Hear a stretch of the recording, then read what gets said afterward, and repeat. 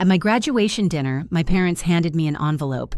I thought it was a congratulations card. But the moment I opened it, I realized I was no longer part of their family. The envelope rested between the bread basket and my untouched plate, its edges perfectly aligned with the table setting. My mother had placed it there with a smile practiced enough to look effortless. The restaurant was busy, soft music, low conversations, glasses clinking in celebration. Around us, other families leaned in close, sharing stories about finals, job offers, and plans for the future. This was supposed to be one of those nights. My father cleared his throat, the subtle signal he used whenever he wanted attention without asking for it. "Go on," he said, nodding toward the envelope. "We didn't want to wait." My sister, Olivia Carter, sat across from me, posture straight, expression carefully neutral. Her phone lay face down beside her plate, though I'd noticed earlier how often she checked the screen, as if timing mattered. Olivia had always been good at that, anticipating moments before they happened. This is a fictional, dramatized story shared for reflection and discussion. I picked up the envelope. It was heavier than expected. Thick paper, the kind that didn't bend easily. For a brief second, I imagined a letter inside. A short note, maybe. Something acknowledging the years I'd spent working toward this degree, even if it wasn't the one they'd wanted. "My name is Daniel Carter. I'm 26 years old, and 2 hours earlier I'd officially completed my MBA. Not law school, not medicine, not the path my parents had laid out before I was old enough to question it." I slid my finger under the flap and opened the envelope. There was no card. Instead, several pages folded neatly together fell into my hands. Typed. Formal. The first line was bolded, centered, unmistakable in its intent. I didn't read past it at first. My mother reached for her glass of water, took a sip, then set it down carefully. "This isn't meant to hurt you," she said, already sounding prepared. "We believe it's necessary." The words on the page began to register in fragments. Legal language, clear boundaries, a decision framed as responsibility. I looked up. My father still hadn't met my eyes. He stared at the table as if the wood grain held answers he preferred to mine, rather than face me directly. "This is about alignment," he said, "about values." Around us, the restaurant carried on. A server laughed near the bar. Someone at the next table applauded softly as a toast ended. The contrast was almost disorienting. I scanned the document more carefully now. It outlined a formal severance, financial, personal, symbolic, a declaration that I would no longer be considered part of the family's future planning, that any expectations of support, inclusion, or shared responsibility were now void. In one paragraph, it cited my continued refusal to pursue a stable and appropriate professional trajectory. In another, my pattern of independent decision-making. I almost smiled at that one. Olivia finally spoke. "We tried to talk to you," she said. Her tone was calm, rehearsed. "You didn't listen." I folded the pages slowly, deliberately, and placed them back into the envelope. My hands were steady, which surprised me. "When?" I asked. My father sighed. "Daniel, this isn't the time to relitigate." "No," I said gently. "I'm just asking when." Silence settled over the table, heavier than before. My mother leaned forward. "We've always wanted what's best for you." I nodded. "I know." And I meant it. Or at least, I believed they believed it.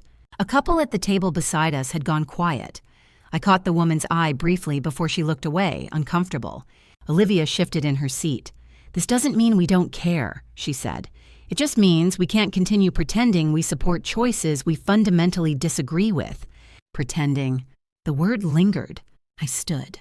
Not abruptly, not angrily, just enough to break the shape of the moment. "Thank you for being honest," I said. My voice sounded distant to my own ears, as if it belonged to someone else. I appreciate knowing where things stand. My mother's expression flickered, surprise briefly cracking through composure. My father finally looked up. "You're just going to leave?" he asked. "Yes," I replied. I picked up my jacket, tucked the envelope under my arm, and pushed my chair in. No one tried to stop me. No one raised their voice. It wasn't that kind of scene. As I walked toward the exit, I felt something shift, not inside them, but inside me. For years, I'd been carrying the weight of their expectations, convinced that if I adjusted myself just enough, we'd meet somewhere in the middle. Now there was no middle left to stand on. The door closed behind me, sealing off the restaurant, the table, the envelope's unspoken weight.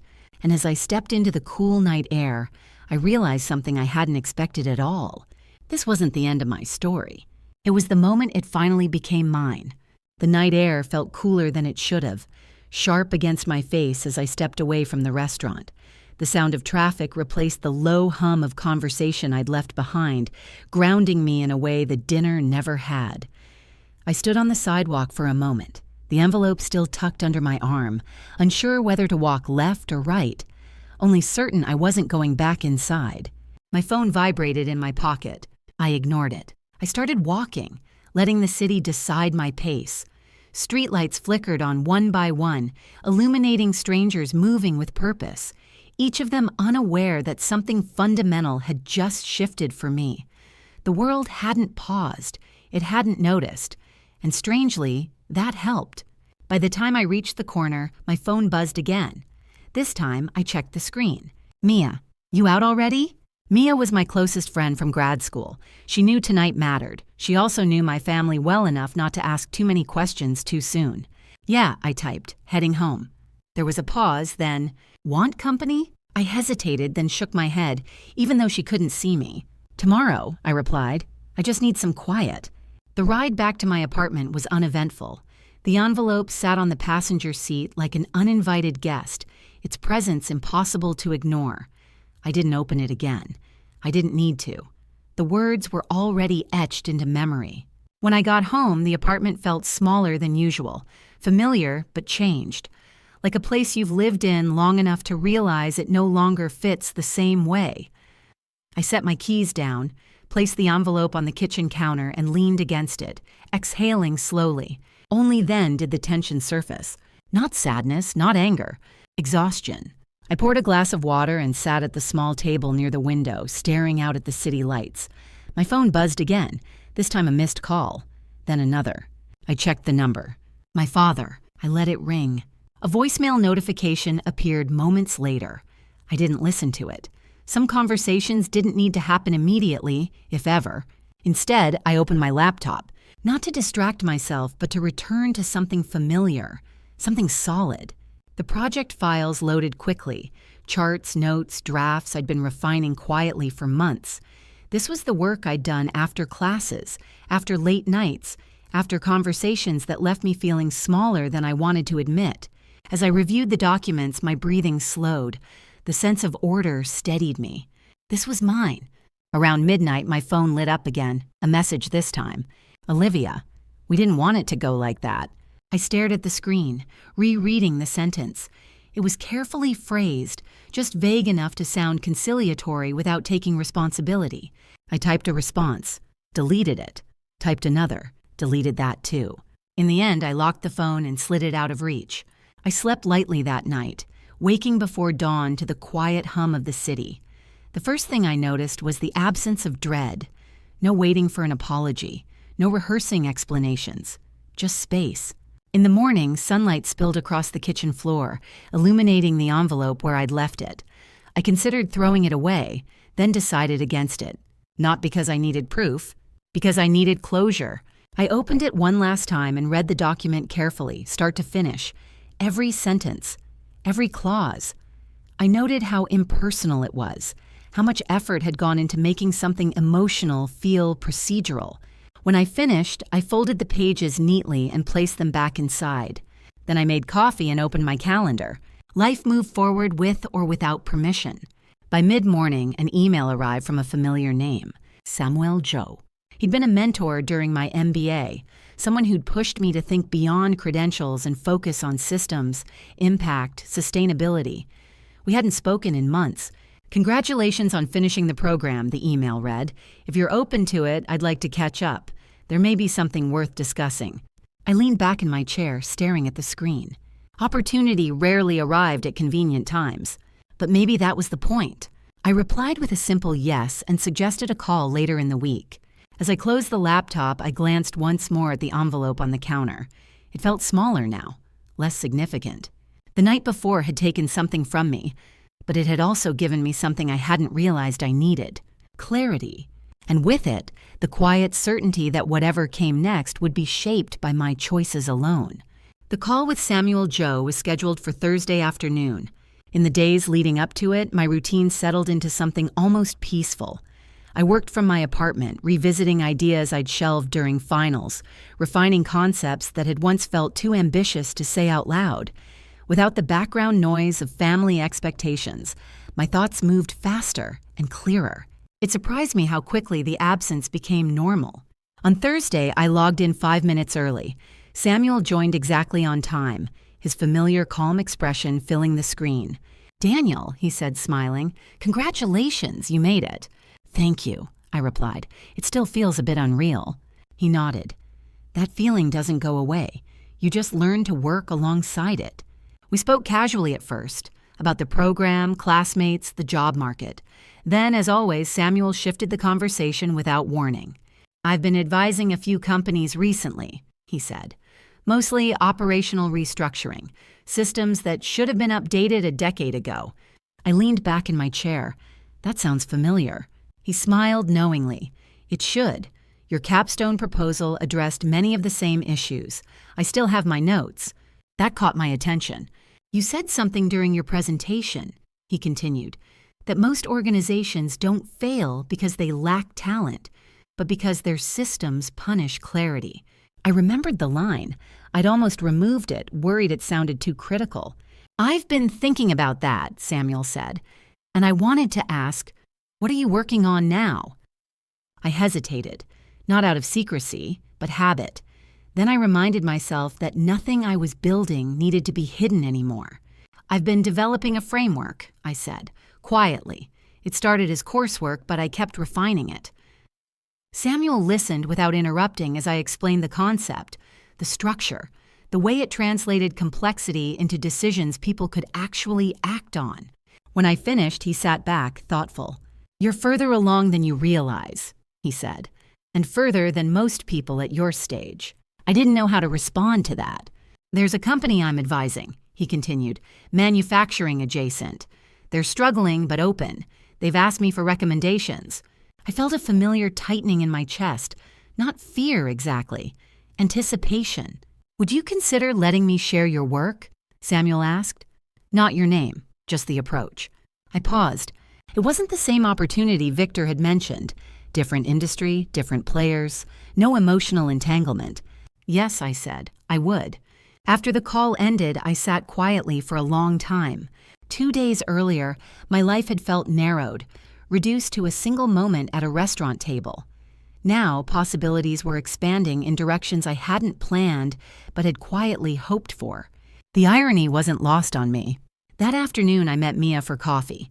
She studied my face as I sat down. "You look lighter," she said. "I feel lighter," I replied. She smiled. "Good, because you didn't look great walking out of that dinner." "I didn't feel great," I admitted, "but I feel clearer now." I told her about Samuel, about the framework, about the chance to share it without attaching my identity. She listened carefully. "That sounds like the right kind of momentum," she said. "The kind that doesn't demand you shrink yourself." "Exactly," I said. Later that night, I revisited the documents on my laptop with new energy. I refined language, tightened assumptions, built scenarios. The work felt different now, less defensive, more intentional. For the first time, I wasn't building in opposition to something. I was building towards something. Over the weekend, an email arrived from Samuel. "They're interested. Not committed yet, but open to a deeper conversation. I'll keep you posted." I smiled as I read it. Interest was enough. The following Monday, my father called again. I watched the phone ring until it stopped. Then I turned it face down and went back to work. The contrast was stark. On one side, conversations that demanded explanation, justification, reconciliation. On the other, conversations that asked only one thing, whether the work could deliver. I knew which ones deserved my time. That evening, as the city lights flickered on outside my window, I thought about the envelope again, about how final it had felt, how absolute. And yet, here I was, still standing, still moving forward. It occurred to me then that disownment hadn't taken anything essential from me. It had removed an illusion. The belief that my future required consensus. The belief that belonging had to be earned through compliance. Those beliefs had fallen away quietly, leaving space for something sturdier to take their place. Choice. And with that realization, I understood something else too. The story unfolding now wouldn't be loud. It wouldn't need to be, because the strongest shifts rarely announce themselves. They simply change the direction of everything that follows. Momentum has a quiet sound. It doesn't announce itself the way chaos does. It arrives without urgency, without pressure, just a steady sense that something is moving in the right direction, even if you can't yet see how far it will go. That was how the next few weeks felt. Samuel kept his word. He checked in occasionally, never promising more than he could deliver. When he shared feedback from the company he was advising, it was measured, thoughtful. "They like the clarity," he said during one call. "They're cautious, but curious." Curiosity, I'd learned, was a better starting point than desperation. In parallel, I continued refining my framework. I treated it like a living thing, testing assumptions, challenging its limits, documenting not just what worked, but why. Without the pressure to impress anyone specific, the work improved. It became cleaner, more honest. At the same time, my personal life settled into a quieter pattern. The phone stayed mostly silent. A few missed calls, a few messages left unanswered. I didn't block anyone. I didn't make a declaration. I simply stopped responding. Boundaries, I was discovering, didn't require confrontation to exist. One afternoon, as I was deep into a revision cycle, an unfamiliar email address appeared in my inbox. "Daniel, Samuel shared your framework with us. We'd like to explore it further. Would you be open to a conversation?" No title, no assumptions, just an invitation. I stared at the screen longer than necessary, then replied with a proposed time. The call took place 2 days later.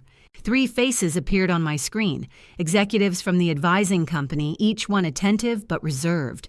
They asked smart questions, practical questions, not about me, but about the work. How adaptable is this model? What happens when assumptions break? What does implementation actually look like? I answered carefully, resisting the urge to oversell. Experience had taught me that trust wasn't built through confidence alone, but through transparency. When the call ended, there were no promises, just thanks and a sense that something had shifted. I closed my laptop and sat back, letting the moment settle. It felt earned. That evening, Mia came over for dinner. We cooked something simple, talking about everything except family. Halfway through the meal, she paused. "You know," she said, "this is the first time I've seen you make decisions without asking how they'll land." I considered that. "I think I stopped waiting for permission," I said. She smiled. "About time." The next day, Samuel called again. "They want to move forward," he said. "Pilot phase, limited scope, low risk." "That's reasonable," I replied. "It is," he agreed, "and they want to work with you directly." The word directly landed differently than I expected. "On what terms?" I asked. "Your terms," Samuel said. They were clear about that. I didn't respond immediately, not because I was hesitant, but because I wanted to be intentional. After we ended the call, I wrote down what mattered. Control over the work, clear expectations, no blurred lines. When I sent my response later that evening, it reflected exactly that. The agreement came together smoothly, clean, professional, no emotional weight attached. And then quietly, I realized something else had changed. I hadn't thought about the dinner in days. The envelope still existed, tucked away in a drawer, but it no longer hovered in my mind. It had become context, not centerpiece. Late one night, my phone buzzed with a message I hadn't expected. "Olivia, we should talk. Things are different now." I read it once, then again. Different how? I typed a response, then stopped, deleted it. Instead, I set the phone aside and returned to my notes. The work was asking for my attention, and unlike the past, it wasn't demanding I choose between progress and peace. The pilot began the following week. Early results were modest but encouraging. Feedback was constructive. Adjustments were made quickly. There was collaboration, not resistance. It felt healthy. One afternoon, as I reviewed a progress report, I caught myself smiling. Not because things were perfect, but because they were honest. That night, as I shut down my laptop, I looked around the apartment. The quiet space, the open desk, the absence of tension. I thought about how easily I could have stayed stuck, negotiating my worth at a table that had never intended to hear me. Instead, I was here, building something slowly, deliberately, without needing anyone to validate it. And for the first time, I understood that growth didn't require distance from the past. It required release. The pilot moved faster than anyone expected. Within 2 weeks, the initial metrics stabilized. Small efficiencies appeared first: shorter turnaround times, clearer reporting lines, fewer decisions stuck waiting for approval. Nothing dramatic, nothing that would make headlines, but enough to shift conversations from whether the framework worked to how far it could go. The company scheduled a review call. This time, there were more faces on the screen. They listened closely as I walked through the results, careful to separate correlation from causation, progress from promise. When the questions came, they were sharper than before, less cautious, more invested. "What would scaling look like?" one executive asked. "What risks haven't we accounted for?" another added. I answered honestly. Where there were gaps, I said so. Where assumptions needed testing, I flagged them. Overselling would have been easy. Credibility was harder and more valuable. After the call ended, I leaned back in my chair and exhaled. A message arrived minutes later. "Strong work. Let's discuss next steps." I didn't celebrate. I didn't rush to tell anyone. I simply added a note to my calendar and returned to refining the documentation. Momentum, I was learning, was something you protected quietly, not something you announced. That evening, Samuel called. "They're impressed," he said. "Not surprised anymore, impressed." "That's progress," I replied. "It is," he agreed. "There's something else." I waited. "They asked if I knew anyone else using similar systems," he continued, "specifically in manufacturing." I felt a subtle tightening in my chest. "Did you say yes?" I asked. "I said I'd ask," Samuel replied. "I wanted to hear your thoughts first." I thanked him and ended the call, then sat in silence for a long moment. Manufacturing wasn't just an industry, it was a memory, a vocabulary I'd grown up around, conversations I'd overheard without being invited into, problems I'd seen clearly long before anyone wanted to admit they existed. I thought about my father's company, not directly, not emotionally, but structurally. The inefficiencies, the resistance to change, the slow erosion masked by tradition and habit. I didn't know if they were looking, but I knew they would need to eventually. The next day, I met Mia for lunch. "You're quieter lately," she said, stirring her drink. "In a good way." "I'm thinking," I replied. "Dangerous." "Necessary." I told her about Samuel's question, about manufacturing, about the possibility, not certainty, that paths might cross again, indirectly if not intentionally. She listened carefully. "And how do you feel about that?" "I don't know yet," I admitted. "I don't feel angry. I just don't want to lose clarity." "Then don't," she said simply. "You're allowed to choose distance without drama." That night, my phone buzzed again. "Olivia, I heard you're doing well. Congratulations." The message was brief, polite, almost professional. I read it once, then locked the phone. Not because it upset me, because it didn't.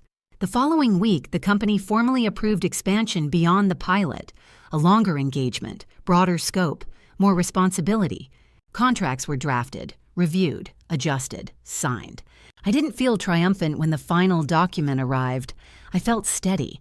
That steadiness mattered more. Later that evening, Samuel sent a final message. "There's another firm interested.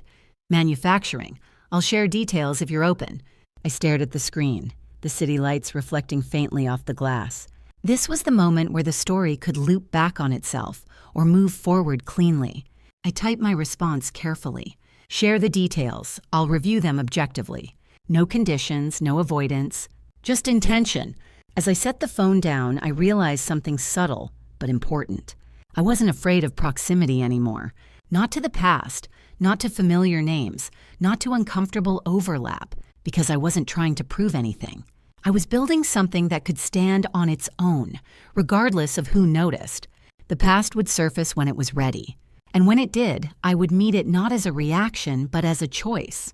The details arrived the next morning. Samuel's email was brief, efficient, stripped of anything unnecessary, a company profile, a short summary of current challenges, a request for an initial assessment. I opened the attachment without expectation. Halfway through the first page, I stopped reading. The name sat there plainly unembellished by context or explanation, familiar in a way that had nothing to do with nostalgia and everything to do with proximity. My family's company, not addressed to me, not referencing me, just another organization struggling quietly in an industry that had refused to change fast enough. I closed the document and leaned back in my chair. The reaction I'd anticipated didn't come. There was no spike of anger, no rush of satisfaction, no sense of irony demanding attention. Instead, there was something closer to neutrality. That surprised me more than anything else. I stood, walked to the window, and let the morning light settle. The city moved below as it always did, indifferent, functional, steady. Whatever meaning this moment carried, it wasn't coming from outside. It was coming from me. Samuel called an hour later.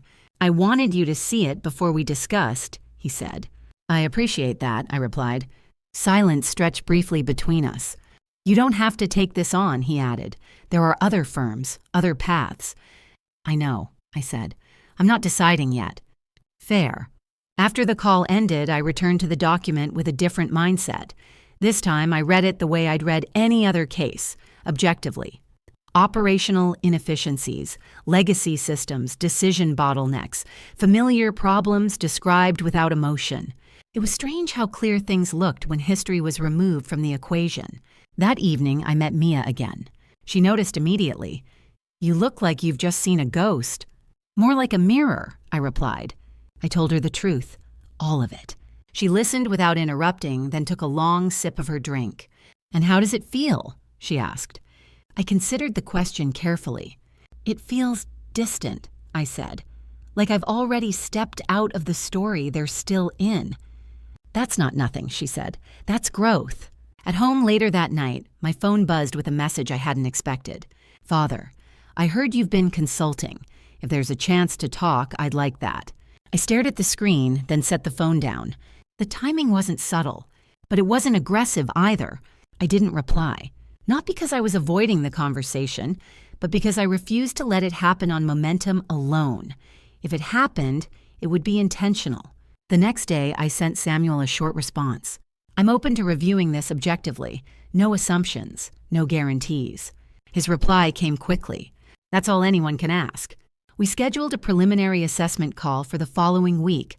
No names attached, no personal context disclosed, just scope, timelines, and expectations.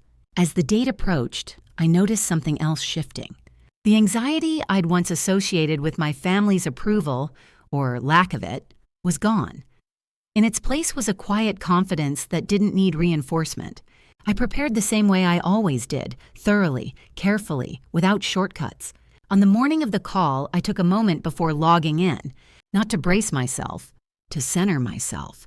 The faces on the screen appeared one by one, familiar voices, familiar cadence.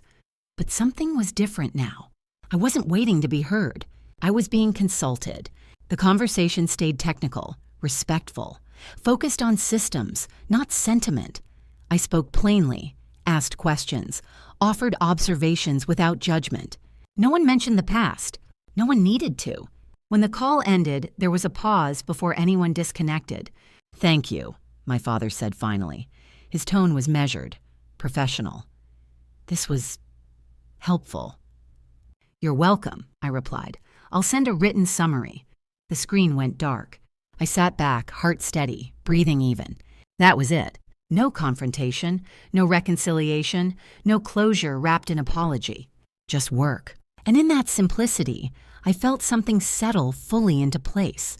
The power dynamic had changed, not because I'd taken anything from them, but because I no longer needed anything from them. Later that evening, as I reviewed my notes, I realized something important. This wasn't about returning. It was about choice. And for the first time, every option in front of me belonged to me alone. The written summary took longer than I expected, not because the assessment was complex, I'd seen these patterns before, but because language mattered. Every sentence had to be precise. neutral, useful. There was no room for interpretation, no space for old dynamics to sneak back in through implication or tone. When I finished, I read it twice, then once more. Clear findings, actionable recommendations, defined risks. No commentary, no history. I sent it. The reply came the next morning. Thank you. This gives us a lot to consider. Nothing else. I didn't read between the lines. I didn't need to. The days that followed were quiet. Too quiet at first. The kind of quiet that tempts you to fill it with assumptions. I resisted that impulse. Instead, I returned to the work already on my plate, the expanding engagement that had begun with a pilot and was now becoming a long-term commitment. Progress there continued steadily.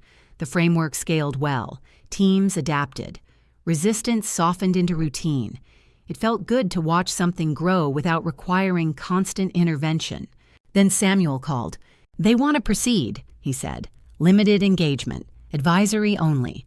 I closed my eyes briefly. "Under what structure?" I asked. "Independent," he replied. "Clear boundaries, defined scope, no exclusivity." That mattered. "And they understand you're not stepping into any internal role," he added. "No expectations beyond the work." I considered that. "Send the draft," I said. The proposal arrived an hour later. Straightforward, conservative, respectful of distance. I reviewed it carefully, noting what it included and what it intentionally left out. This wasn't an invitation back into anything. It was a request for help. I sent the document to my lawyer, then went for a long walk. The city felt different when I moved through it without urgency. Cafes buzzed, offices emptied.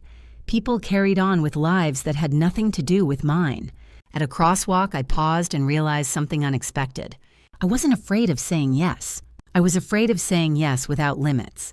That distinction clarified everything. That evening, my lawyer confirmed what I already knew. "Terms are clean," she said. "You're protected." "Good," I replied. "Then we proceed with revisions." I sent my counterproposal that night. Defined hours, clear deliverables, no informal communication channels, all feedback routed through a neutral point of contact. The response came the next day. Accepted. I didn't feel relief. I felt alignment. The work began quietly. No announcements, no grand statements, just scheduled calls, shared documents, measured progress.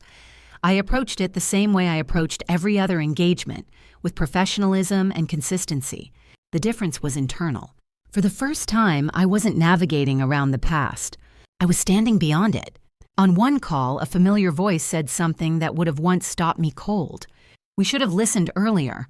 There was no accusation in it, no defense either, just observation. "I'm focused on what's ahead," I replied, and I meant it. The conversation moved on. After that, the dynamics settled. Respect replaced assumption. Boundaries held. At home, life remained steady.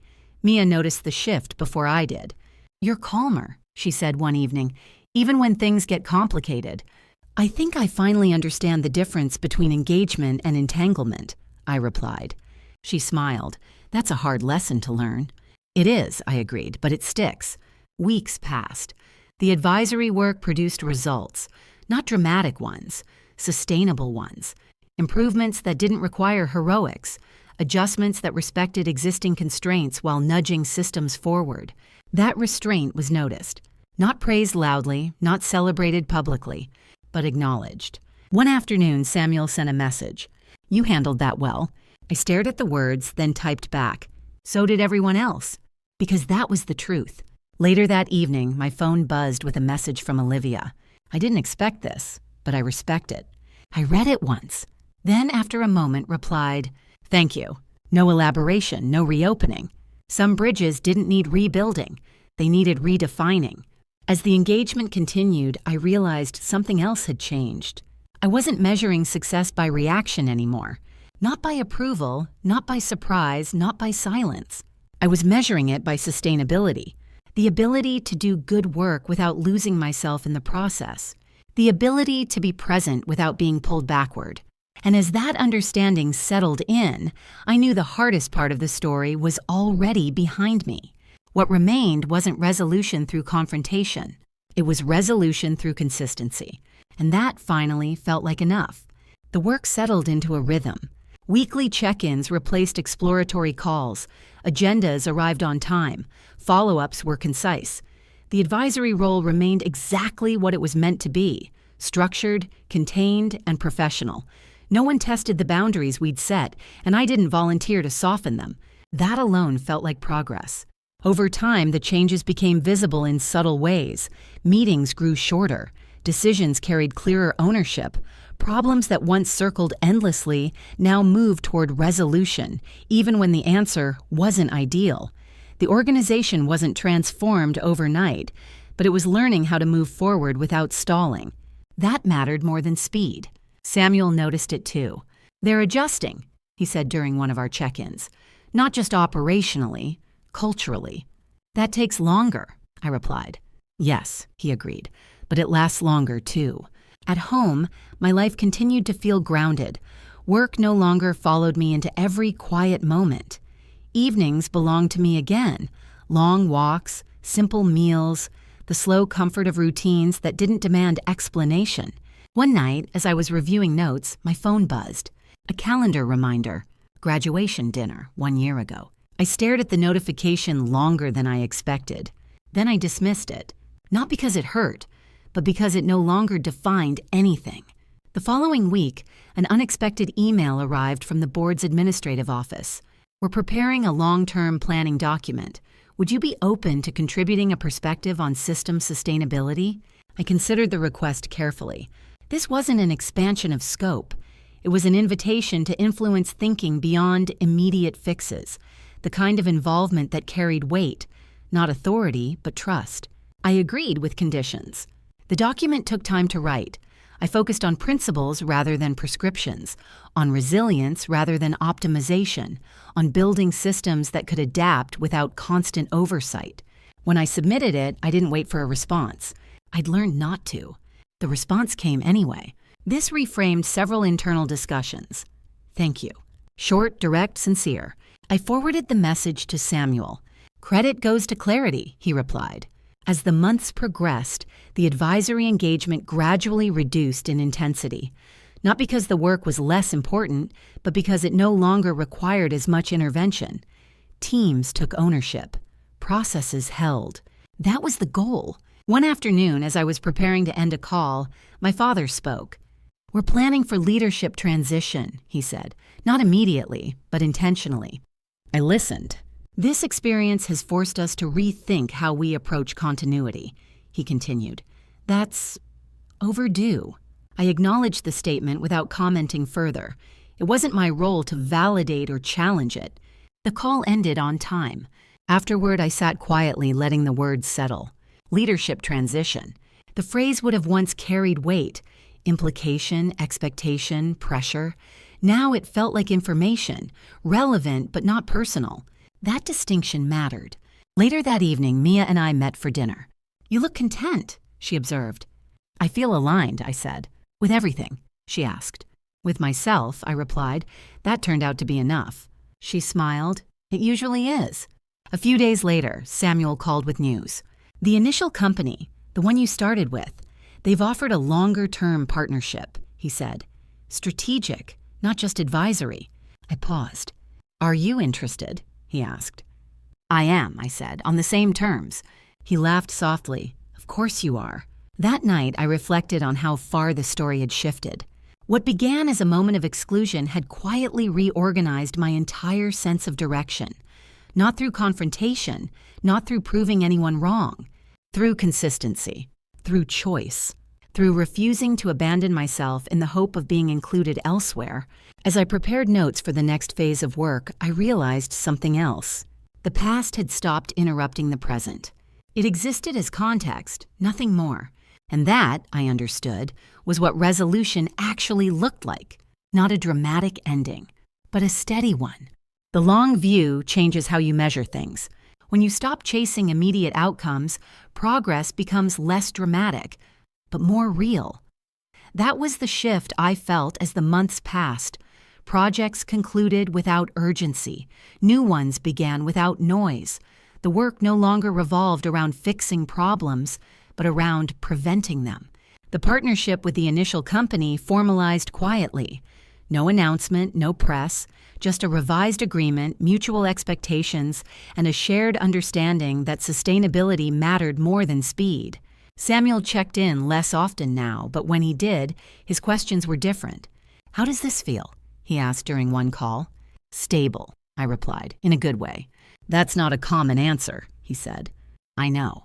At the advisory firm connected to my family, the engagement began to wind down, not because it had failed, but because it had reached its intended endpoint. Systems were in place. Decision-making structures were clearer. Accountability no longer depended on personalities. On our final scheduled call, there was a moment of hesitation before anyone spoke. "We appreciate the professionalism you brought to this," one executive said. It set a tone. I acknowledged the comment with a nod.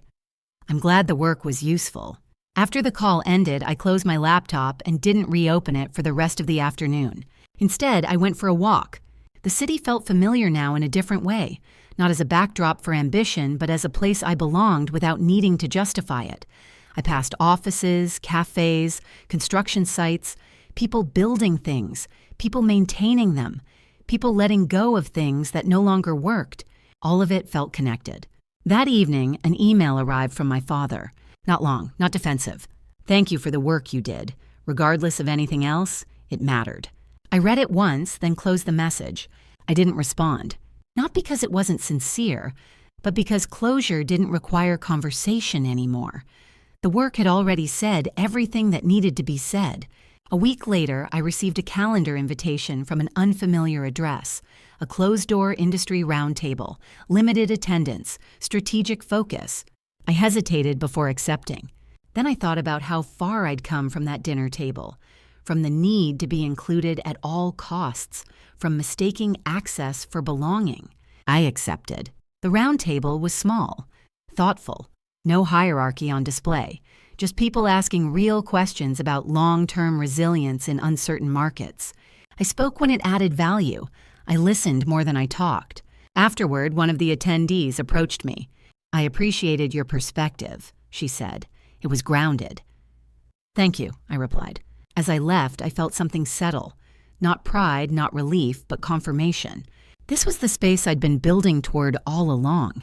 At home later that night, I opened a drawer and pulled out the envelope. I hadn't touched it in months. The paper inside was slightly creased now, edges softened by time. I flipped through the pages once more, not to relive the moment, but to acknowledge it. Then I placed it back in the drawer, not as a reminder of loss, as a marker of transition. The next morning, Samuel sent a message. "IPO discussions are moving forward faster than expected. Still early, but real." I smiled, not because of what it represented financially, but because of what it symbolized. Independence built without bitterness, success without spectacle, distance without resentment. Later that day, Mia and I met for coffee. "You seem settled," she said. "I am," I replied. "Not finished, just settled." She raised her cup. "That's a good place to be." As I walked home, the sun dipping low between buildings, I thought about the shape of the story now. It hadn't resolved through confrontation. It hadn't required reconciliation. It had resolved through alignment, through choosing work that reflected my values, through setting boundaries that didn't need defending, through letting go of the need to be understood by everyone. What remained was clarity. And clarity, I'd learned, was quieter than validation, but far more durable.